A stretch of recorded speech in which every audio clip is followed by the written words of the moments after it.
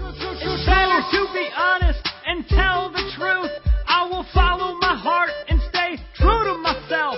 If I do something wrong, I'll admit it right away. I have no shame in the words that I say. I mean, you are in a position now where you could have the opportunity, the remit, to change that. You've got political opposition, thousands of them languishing in jails. Is this something that you are going to try and confront? That's not true. There are no political opposition that are languishing in prison, number one. And there are no other, political activists that are languishing in place. It's better to be honest and tell the truth. I will follow my heart and stay true to myself. We are very clear in our mind and our policy that anyone who trespasses the law of the land, whether he's a politician or is within government, is under the law. It's below the rule of law. It's better to be honest and tell the truth. I will follow my heart and stay. So the rule of law has to work in the rule country. Of law, isn't it? Yeah.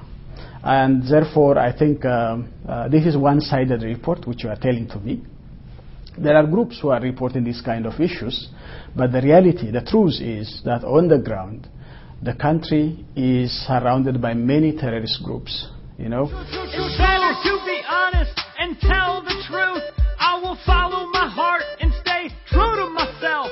If I do something wrong, And those terrorist groups has networks in the country, and we want to secure our people. First of all, as elected government, we have the responsibility to secure our people from. It's better to be honest and tell the truth. I will follow my heart and stay true to myself. If I do something wrong, I'll admit it right away. I have no shame in the words that I say.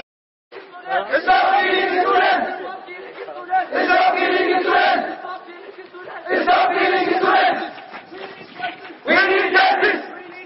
We need justice. We need democracy. We need democracy. We need justice. Justice for our nation. Justice for our students. Justice for our students. Respect for us. Respect for us.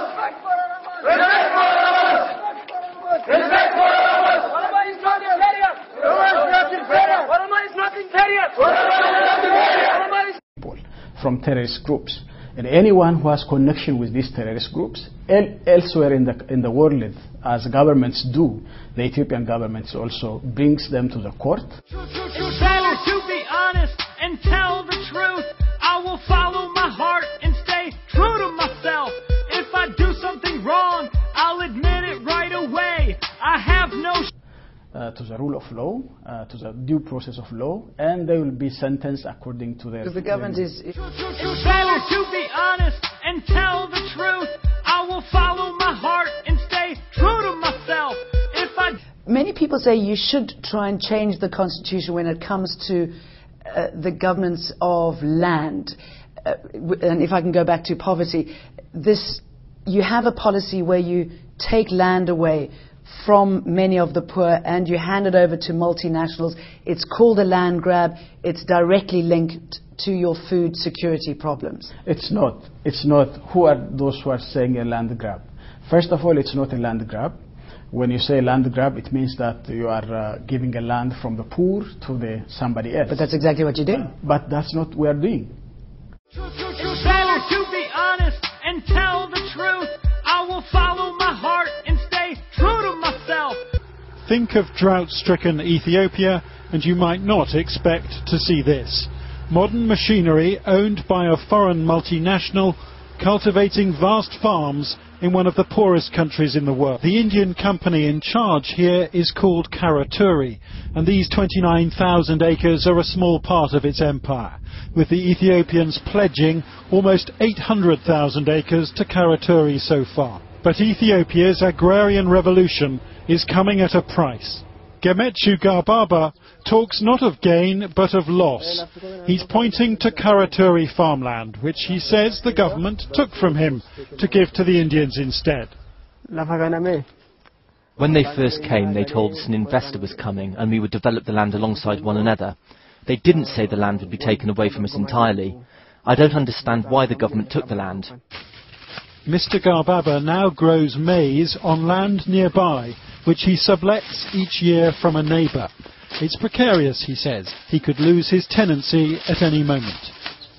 And at the family home, his wife complains that the cattle have almost nowhere to grow. To be honest and tell the truth, I will follow my heart and stay true to myself. If I do something wrong, I'll admit it right away. I have no shame in the words that I say. You cannot give a single person who can say that I have been given my land over to the rich or whatever, to the investor. This is a barren land. This is an open land, a savanna land, which there is no resident in the land, which is also productive, which can be given for production, and therefore increase our food production in the country. It's better to be honest and tell the truth. I will follow. Yet in this village hut, everyone complains they have less food than before, because Karaturi now farms where they once did. Teresa Agasa helped put together this petition to change the government's mind. And when that didn't work, he took a job as a security guard for Karaturi for 45 pence a day. We wish we could eat 3 times a day. I know my children want this, but I cannot provide that. We live and survive only if we have land, and we would rather have our land back. Ethiopia's agriculture minister claims there's no conflict with local communities and no need to provide compensation. But people here speak bitterly of forced evictions, and this is just a snapshot of a story now playing out all over Africa, as multinationals strike land deals with governments desperate for investment. It's better to be honest and tell the truth. I will. So I think there is no such kind of land grab in my country, because you know that we have been accused of that our land policy doesn't allow land to be sold. It's better to be honest and tell the truth. I will follow my heart and stay true to myself. If I do something wrong, I'll admit it right away. I have no shame in the words that I say. And now somebody is coming and saying that you are still grabbing the land, because in our policy there is no such kind of land selling. It's only a lease for a certain period of time. Yes, because the government owns all the land, but if you leave that land, you take it back. Yes, sure. So you are there is nothing accused called of land grab. forcing the relocation of indigenous people. No, that's not true. Which apparently has led to people going to towns, increased the starvation. No, I think, genuinely speaking, there is no such kind of thing which has happened for giving land to investors, be it local or foreign.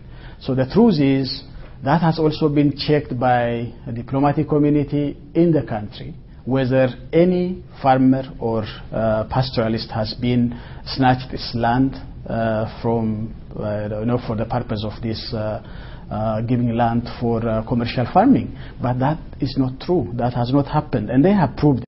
We need freedom! We need freedom! Freedom for our land! Freedom for our land! Freedom for our society! Freedom for our society! Freedom for our students! Freedom for our students! Stop killing students! Stop killing students! Stop killing students! Stop killing students! Stop killing students! Stop killing students! Our rights should be respected! Our rights should be respected! Our freedom should be respected! Our freedom should be respected! Stop killing students! Stop killing students! Stop killing students! Stop killing students! Therefore, I think these are some kind of talks by some groups who wants to repress us to take their own policy on some issues. But we said Ethiopia has its own domestic indigenous policy, and we will pursue with it, because our policy has yielded the result. And we have been growing for the last 9 years in double-digit growth, around annually 11%.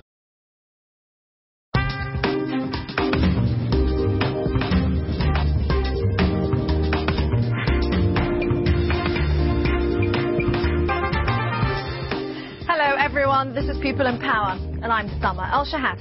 On today's program, the price of growth. It's better to die thirsty than to drink this water. We're all drinking a disease. We told the local authorities that our cattle and goats died due to this water, but nobody helped. We are tired of complaining. When most of us think of Ethiopia, images of drought and famine often spring to mind. However, what few realize is that the country is currently experiencing phenomenal economic growth. Unfortunately, this has come at a cost to the environment, and particularly Ethiopia's poor who depend on it, like those that live on the shores of Lake Coca. The lake lies 75 kilometers southeast of the capital city, Addis Ababa, and it's a crucial water source for thousands of people.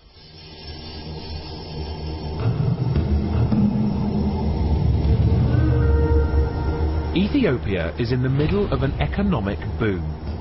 In the capital, Addis Ababa, an astonishing amount of construction is occurring. Everywhere, luxury apartments, shopping centres and skyscrapers are on the rise. But this progress, brought about by the mushrooming economy, is having very real environmental and social costs far from the city's brand new offices and bustling cafes. This is Lake Coca. It was once the source of clean and fresh water for the thousands who live around it. But today, it's highly polluted and carpeted in toxic algae. Wakida, Kadiri, Kairi, Sultani, Qasimi, Nasha, Khalid. These are the names of the 6 children Amina has lost. She and thousands of others in the Amude community rely solely on Lake Coca for their drinking water. She believes it's the lake that's killing them.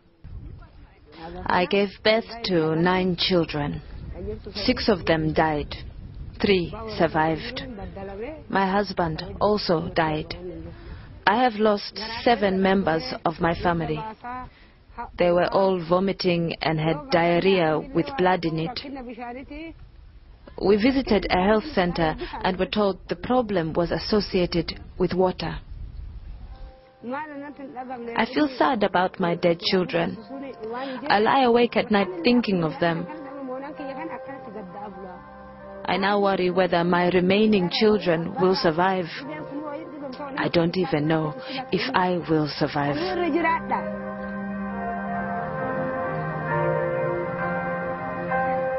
Except for God, we have no hope.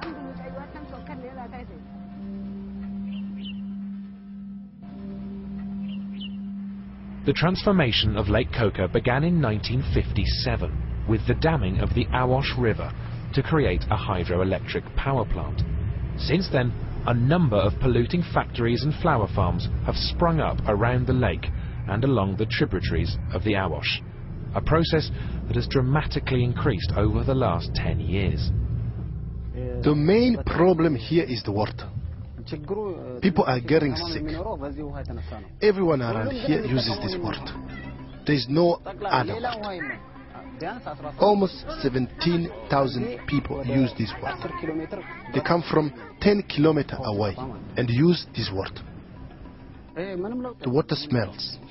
Even if you boil it, it doesn't change the color. It's hard to drink. Even if you are thirsty, it smells.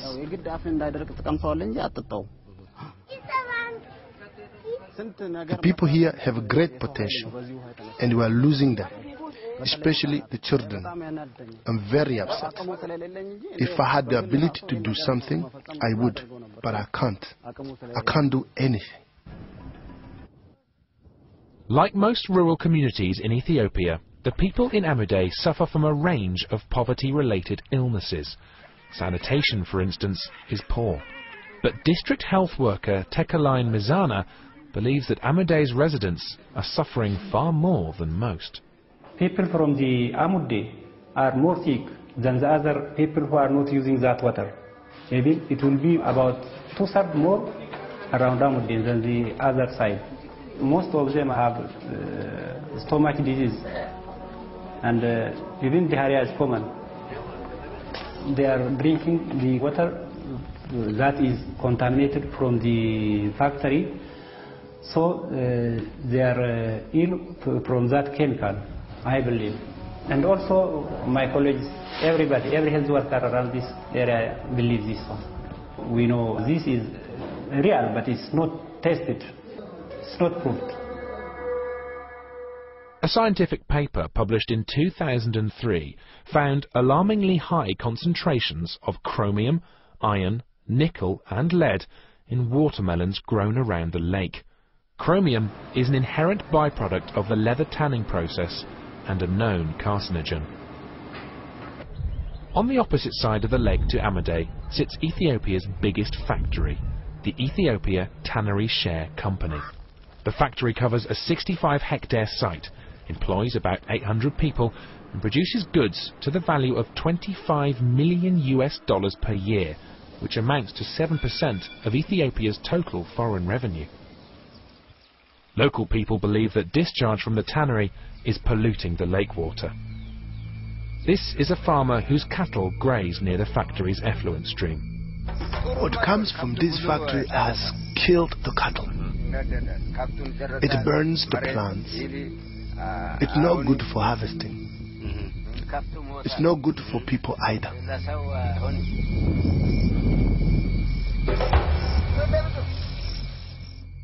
From our point of view, we're very closely linked, obviously, to Lake Coca and the local people. I think there is a danger that you associate any issues or problems with the fact that there is a tannery there without any actual formal evidence. Saying it's all associated with the tannery in the northwest that we are associated with is probably incorrect. That's not to say that we're saying there aren't some issues. I don't know if there are or there aren't. But I think from our point of view it is clearly not from our operation. If I was looking to do an investigation, I would certainly look at where the river comes into the lake. I'm aware of just as many reports about the river before it gets anywhere near the lake, which are equally emotive about contamination. There is no definitive proof that the Ethiopia tannery is responsible for discharging harmful effluent into the lake. And even if it were, it is by no means the only potential cause of pollution. A number of factories and flower farms line the banks of the Awash River and its tributaries, which feed into Lake Coca. They too discharge their effluent into the water.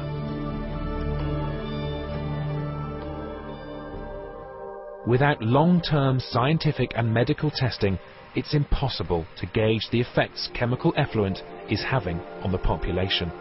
However, some of the nutrients in the effluent, like nitrates and phosphates, are probably causing the growth of the green algae, which coats large areas of the lake. We sent a sample of the algae to Professor Witten at the University of Durham, a world authority on the subject.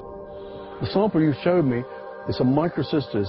Microcystis is the alga that occurs in lakes where nutrient levels get extremely high. Probably much of it is associated with agricultural runoff, human sewage, manufacturing effluents. All these are sources of microcystis. Microcystis is one of the most notorious algae. They include a number of toxins, and they're some of the most toxic molecules known to human beings. Often the first experience people have is severe gastroenteritis, but in general it's very severe damage to the liver and liver cancer. This looks to me a very, very severe case, one of the worst I've seen pictures of anywhere in the world.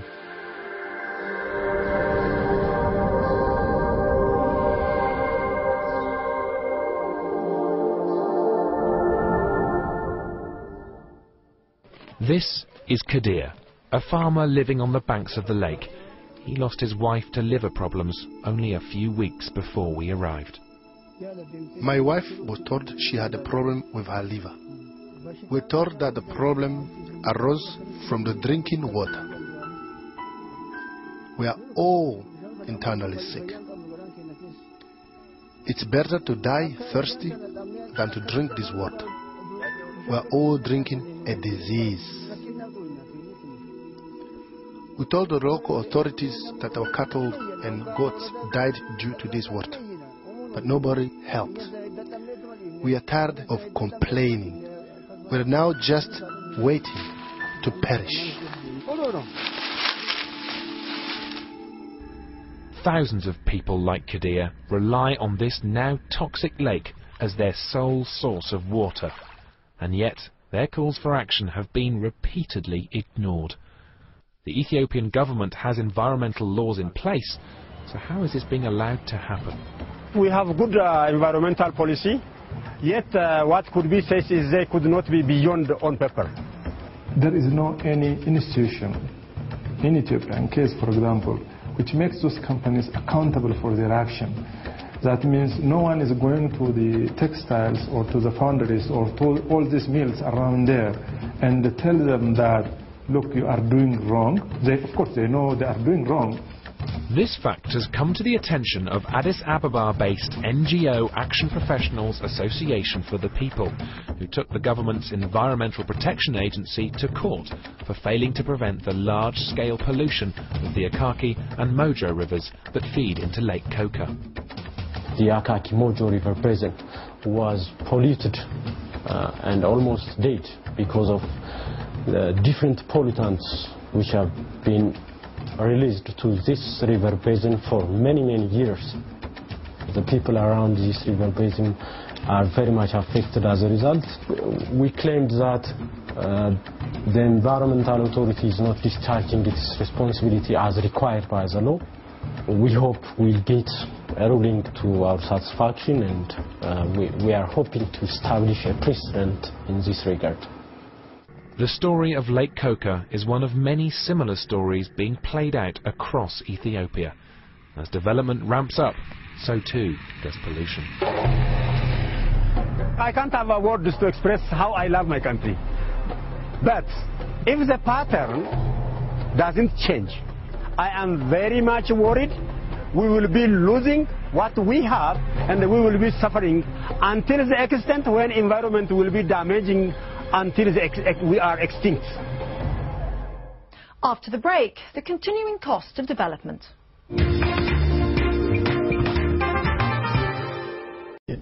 Therefore, I think these are some kind of talks by some groups who wants to repress us to take their own policy on some issues. But we said Ethiopia has its own domestic indigenous policy, and we will pursue with it because our policy has yielded the result, and we have been growing for the last 9 years in double-digit growth, around annually 11%. Better to be honest and tell the truth. I will follow my heart and stay true to myself. If I do something wrong, I'll admit it right away. I have no shame in the words that